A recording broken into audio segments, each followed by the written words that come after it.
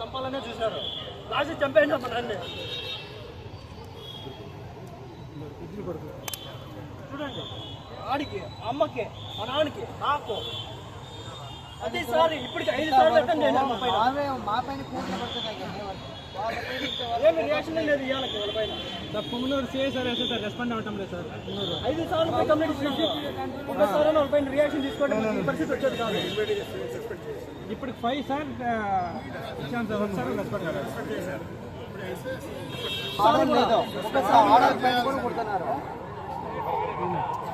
ఒక్కసారి కూడా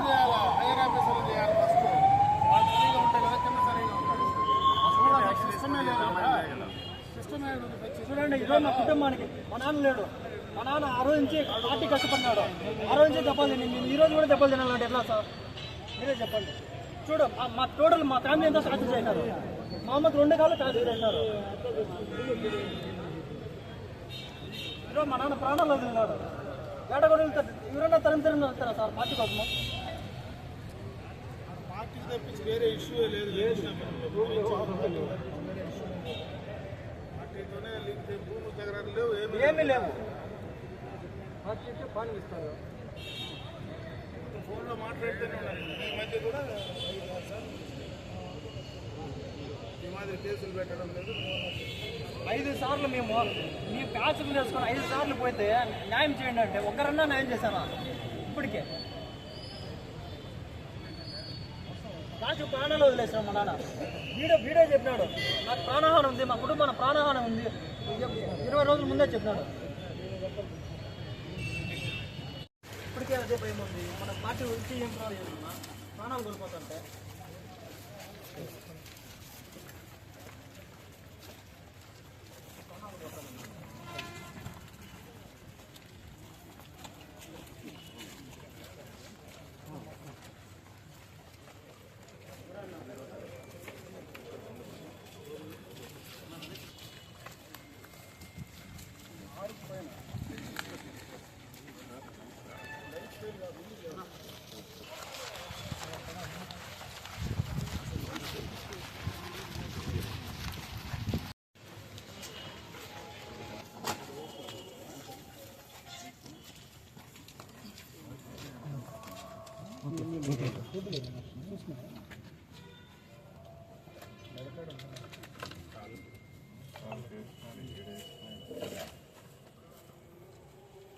బాగున్నా మీరు కూడా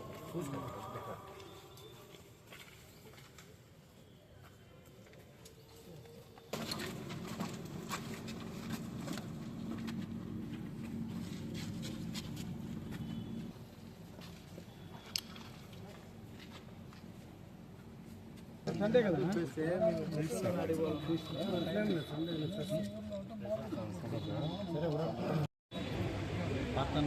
ఈరోజు చాలా దారుణమైనటువంటి సంఘటన. పొంగనూరు మండలంలో కృష్ణాపురం గ్రామ పంచాయతీ, కృష్ణాపురం గ్రామం, రామకృష్ణ అనేటువంటి తెలుగుదేశం పార్టీ కార్యకర్తలు ఆ గ్రామంలో ఉండేటువంటి నాయకుడిని దారుణంగా హత్య చేయడం, వైఎస్ఆర్సీపీకి సంబంధించినటువంటి నాయకులు హత్య చేయడం, అది కూడా పూర్తిగా కూడా ఇది ఏ ఆస్తికి సంబంధించినటువంటి సమస్య కాదు, వాళ్ళ సొంత విషయం కాదు. ఇది పూర్తిగా రాజకీయ కోణంలో, రాజకీయం కోసం, ఆ ఊరిలో వాళ్ళు పెత్తనం చెలాయించేదానికోసం ఇతను ఏ రోజైతే తెలుగుదేశం అధికారంలోకి వచ్చిందో, కూటమి ప్రభుత్వం అధికారంలోకి వచ్చిందో ఆ రోజు నుంచి కూడా కంటిన్యూస్గా అతను హింసిస్తూ ఉన్నారు. ఎందుకంటే ఆ ఒంటిమిట్ట గ్రామ పంచాయతీ ముందు నుంచి కూడా ఒంటిమిట్ట కావచ్చు, కృష్ణాపురం కావచ్చు, ఇవన్నీ కూడా ఒకప్పుడు తెలుగుదేశం పార్టీ ఖర్చుకోవడం. అటువంటిది గత 15 సంవత్సరాలుగా అక్కడ విపరీతమైనటువంటి దౌర్జన్యం. ఇప్పుడు వచ్చినటువంటి నాయకుడు ఎవడైతే రామచంద్రారెడ్డి గారు ఉన్నారో అతను వచ్చిన తర్వాత ఆ ప్రాంతం అంతా కూడా ఒక రకమైనటువంటి భయానకమైనటువంటి వాతావరణాన్ని నెట్టేశారు. ఇదివరకు ఎప్పుడూ కూడా ఈ ఫ్రాక్షన్ రాజకీయాలు కానీ తెలుగుదేశం పార్టీ కాంగ్రెస్ పార్టీలో ఆ రోజు కానీ ఈరోజు తెలుగుదేశం పార్టీకి సంబంధించి ప్రతిపక్ష పార్టీలు కానీ ఎప్పుడు నరుపుకొని ఫ్రాక్షన్ చేసినటువంటి సందర్భాలు గతంలో లేవు. ఈరోజు ఆ గ్రామంలో జరిగినటువంటి సంఘటన పూర్తిగా కూడా ఒక పార్టీ నాయకుడిని ఆ గ్రామంలో అధికారం వచ్చిన తర్వాత అనగదొక్కకపోతే వాళ్ళకు పుట్టగతులు ఉండవు, భవిష్యత్తు ఉండదనేటువంటి ఒక ఆలోచనతోనే దీన్ని పూర్తిగా కూడా నడిపారనేది ఈరోజు జరిగినటువంటి హత్యకు సంబంధించి అర్థమవుతుంది. అయితే గడిచిన 4 నెలలుగా నాతో కంటిన్యూగా ఫోన్లో మాట్లాడుతూ ఉన్నారు. ఎందుకంటే కృష్ణాపురం గ్రామంలో ఇదివరకే మా తండ్రి గారు ఉన్నప్పుడు కానీ నేను వచ్చిన తర్వాత కానీ అక్కడ హౌస్ సైట్ పట్టాలు ఇచ్చినప్పుడు కానీ ఆ హౌస్ సైట్ పట్టాలకు సంబంధించినటువంటి సమస్యలు కూడా గత వైసీపీకి సంబంధించినటువంటి ప్రభుత్వ హయాంలో దాన్ని కూడా దౌర్జన్యంగా లాక్కుంటున్నారు, మేమేం చేయలేకుండా ఉన్నాము అనేటువంటిది కూడా మాట్లాడి నాకు చెప్పినటువంటి సందర్భాలు కూడా ఉన్నాయి. మీరు పోయి పోలీస్ కంప్లైంట్ ఇవ్వండి, పోలీసులకు చెప్పండి అని చెప్పి నేను కూడా ఆ రోజు కూడా వాళ్ళ ఫోన్లో కూడా నేను చెప్పడం జరిగింది. అయితే నాకేం జరుగుతూ ఉందో అర్థం కావడం లేదు. కానీ వ్యవస్థ ఎందుకు ఇంత నిర్లిప్తగా ఉంది? పోలీసు వ్యవస్థ ఈ జిల్లాలో, ప్రత్యేకంగా చిత్తూరు జిల్లాలో ఎందుకు పూర్తిగా కూడా నిర్లిప్తంగా తయారైందో నాకు అర్థం కావట్లేదు. ఈరోజు ఏదో ఒక సబ్ ఇన్స్పెక్టర్ను సస్పెండ్ చేసినంత మాత్రాన సిస్టమ్ బాగుపడుతుందంటే దానికంటే పై స్థాయి ఉండేటువంటి నాయకులు ఆలోచించాలి, పై స్థాయిలో ఉండేటువంటి అధికారులు ఆలోచించాలి. ఏమవుతూ ఉంది, ఎందుకు ఈ రకమైనటువంటి పరిస్థితి అక్కడ జరుగుతూ ఉందని.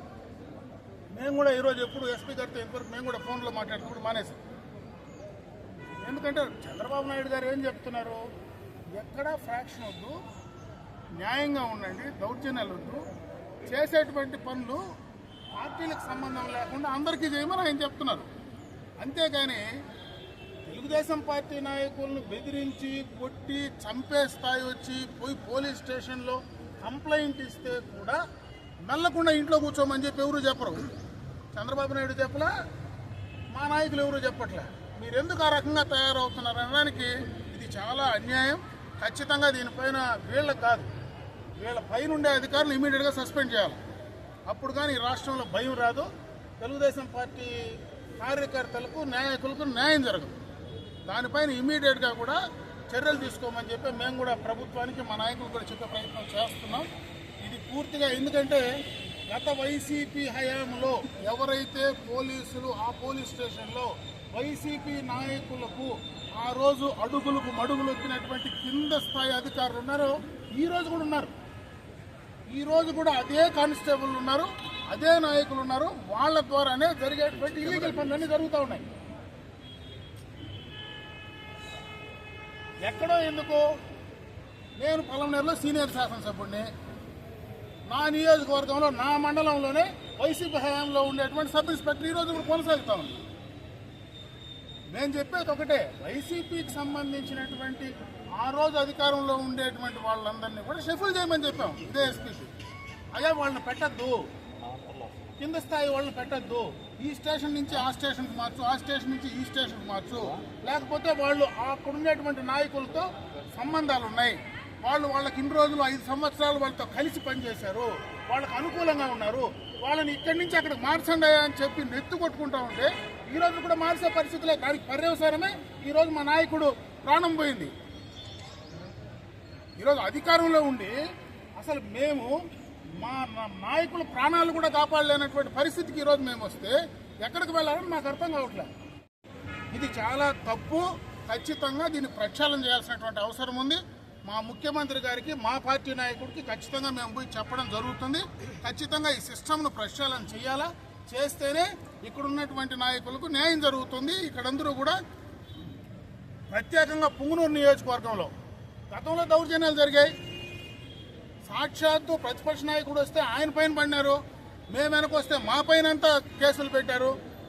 వందల మంది 500-600 మంది పెండ్లాము బిడ్డలు తల్లి బిడ్డ అని లేకుండా మొత్తం దేశ ఊర్లో వదిలిపెట్టిపోయినారు.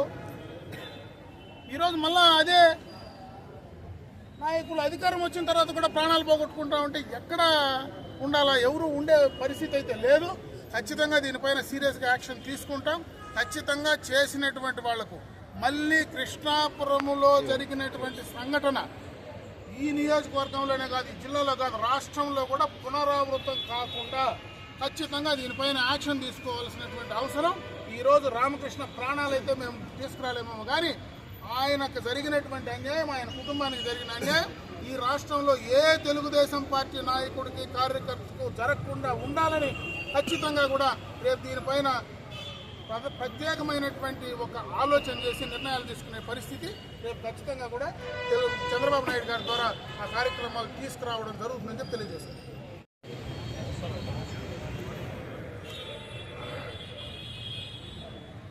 ఊర్లో పెద్ద పార్టీ కార్యకర్తకే దిక్కు లేకపోతే ఇంక సామాన్య ప్రజలు ఎట్లా బతికేది చెప్పండి? వాళ్ళని తరిమి నరుకుతా అంటే దగ్గర జెండా పట్టేదే మా నాయన చూసి మా ఊర్లో జెండా పడతాను సార్. ఇంకా మా నాయన లేకపోతే ఊరు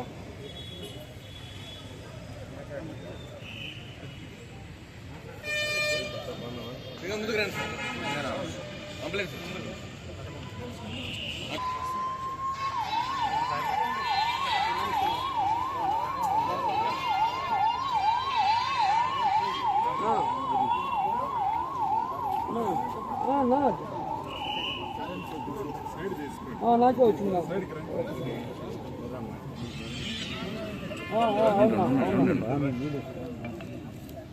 అవునా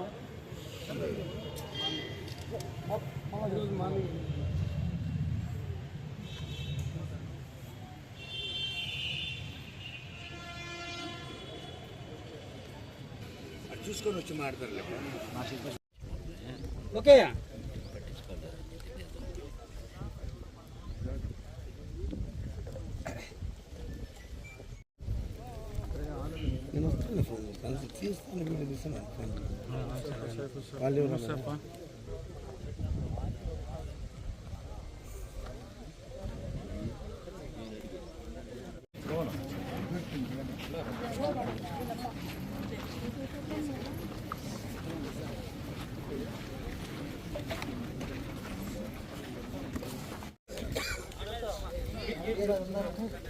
మీరు మాత్రం వెళ్ళండి.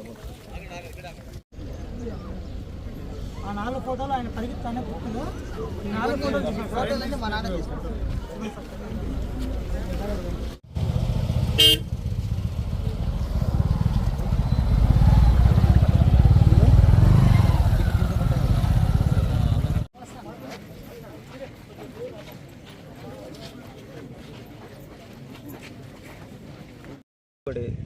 టీడీపీ కోసం ఈ రోజు వరకు కూడా జెండా పట్టుకొని నిన్నటి వరకు కూడా పోరాడి ఈరోజు ప్రాణాలు అర్పించినాడు. మాకు ఏం న్యాయం జరిగింది సార్? మేము ఇదివరకే 4 సార్లు మా పైన మర్డర్ జరిగింది. మేమంతా కంప్లైంట్లు అన్నీ ఇచ్చినారు. దాన్ని నెగ్లెక్ట్ చేసి ఈరోజు మా నాన్న ప్రాణంపైకే వచ్చింది అని చెప్పి వాళ్ళ కుటుంబాలు రోధిస్తుంటే మేము మాటల్లో చెప్పలేక ఓదార్చలేకపోతున్నాం. ఎందుకంటే ఈ సంఘటన రాష్ట్రంలోనే ఎక్కడ కూడా జరిగిండదు. ఎందుకంటే ఒక దాడి కాదు, 2 దాడులు కాదు, 3 కాదు. తల్లి మీద, బిడ్డ మీద, కోడల మీద, కళాకు తండ్రి మీదనే హతమార్చిన వ్యక్తి ఇంత దుర్మార్గుడు ఈ రాష్ట్రంలో కానీ ఈ దేశంలో కూడా ఉండేదానికి వీలు లేదు. ఎందుకంటే ప్రతిదీ కూడా ప్రతి క్షణము తెలుగుదేశం పార్టీకి రామకృష్ణ ముందుండాడు. ఈ గ్రామంలో పార్టీని నడిపిస్తా ఉన్నాడు.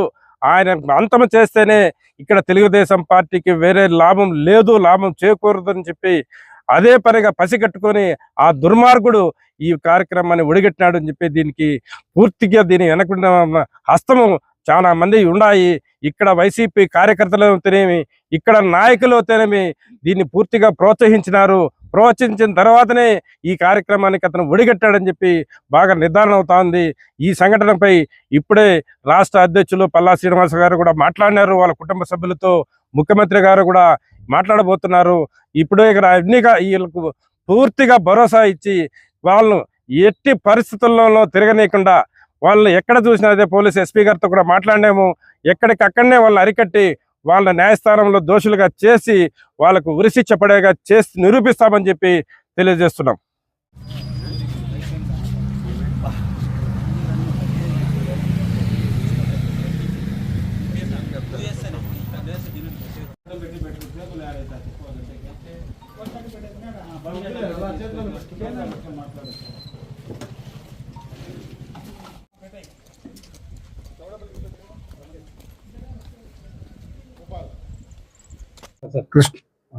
నిన్నటి దినము కృష్ణాపురం గ్రామంలో జరిగిన రామకృష్ణ మర్డర్కి సంబంధించి ముద్దాయిల కోసము 4 స్పెషల్ టీములు పంపడం జరిగింది.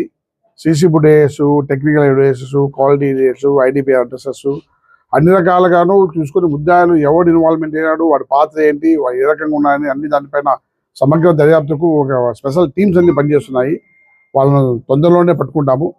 వాళ్ళ కేసు ట్రయల్ అయిపోయేదాకా అండర్ ట్రయల్లోనే పెట్టేసి లైవ్లోనే ట్రయల్ నడిపించేసి వాళ్ళ కేసు కన్విక్షన్స్ దాకా తీసుకెళ్తామని చెప్పి వీళ్ళకు హామీ ఇవ్వడం జరిగింది. దాని మీద మా ప్రయత్నాలు పూర్తి జరుగుతాయి. అందులో సఫలం కూడా అవుతాం. ఆ కేసులో ఇద్దరికి గ్రేవ్ ఇంజరీ ఉన్న దాంట్లో సింపుల్ ఇంజరీగా కేసు అది అయింది. ఫస్ట్ ప్రైమరీగా వాళ్ళు 324 కింద కట్టినారు. ఆఫ్టర్ ఇంజరీ తర్వాత కలెక్షన్ ఆఫ్ మెడికల్ సర్టిఫికేట్ తర్వాత అది గ్రేవ్ సర్టిఫికేట్ వచ్చింది. దాని మీద ఆఫీసర్లు దర్యాప్తు చేస్తున్నారు. దాని మీదే సస్పెండ్ కూడా చేస్తారు. ఆ దర్యాప్తు పూర్తిగా మనకు నివేదిక తెలుస్తుంది. అతని పాత్ర అది ఉందా లేదా, అతను తప్పు చేసాడో తప్పు లేదా నివేదిక తర్వాత తెలుస్తుంది. ప్రస్తుతానికి అతను సస్పెండ్లో ఉన్నాడు. ముఖ్యంగా ఈ చనిపోయిన వ్యక్తి కుటుంబం లా అండ్ ఆర్డర్ కానీ మిగిలిన పరిస్థితులు కూడా పూర్తిగా ఆకలింపు చేసుకొని వాళ్ళు అన్ని రకాలుగాను కోఆపరేట్ చేశారు. ప్రశాంతంగానే వాళ్ళకి డిమాండ్స్, వాళ్ళకి ఏమేం కావాలి న్యాయపరమైన డిమాండ్స్ అని వాళ్ళు చెప్పారు. మాకు హక్కులుగా మాకు భయం ఉంది, మళ్ళీ దాడి చేస్తాను ఉంది, మా కుటుంబ సభ్యులు ఎవరన్నా ఇప్పుడే ఒకరు పోయారు, ఇంకొకరు పోయే అవకాశం ఉందేమో అని చెప్పి వాళ్ళు చాలా భయభ్రాంతులను వ్యక్తం చేశారు. వాళ్ళకి మేము పోలీస్ పరంగా ఒకటే హామీ ఇచ్చాము. మా నోటీసులో రాకముందు ఏమో జరిగింది, దానికి బాధాకరము. బట్ ఒక్కసారి మా నోటీసుకి వచ్చినాక దానికి పూర్తిగా బాధ్యత మేము వహిస్తాము. ఇక్కడ ఎటువంటి ఇన్సిడెంట్ కాకుండా చేస్తాము. ముద్దాయిలను కూడా రిమాండ్ అయిపోయిన వెంటనే కేసు తొందరగా ఛార్జ్షీట్ వేసి రిమాండ్లో ఉన్నప్పటికే ట్రయల్ నడిపించి వాళ్ళ మీద శిక్ష పడేలాగా చేయడానికి పూర్తిగా ప్రయత్నాలు చేస్తామని పూర్తిగా చెప్పడం జరిగింది. వాళ్ళు మాకు పూర్తిగా కోఆపరేట్ చేశారు. ఊర్లంతా ప్రశాంతంగా ఉంది. మిగిలిన ఇష్యూస్ ఏం లేకుండా ఫస్ట్ ముద్దాయిల కోసం మా టీమ్స్ అన్ని తిరుగుతున్నాయి. వాటి ప్రయత్నంలో ఉన్నాం. మేము ప్రత్యేక భద్రత ఏర్పాటు చేస్తాము. ముద్దాయిల అరెస్టు అన్ని ప్రశాంత వాతావరణంలో ఇక్కడ ఉన్న తర్వాత భద్రతా ఏర్పాట్లు పర్యవేక్షించి తర్వాత నిర్ణయం తీసుకుంటాం.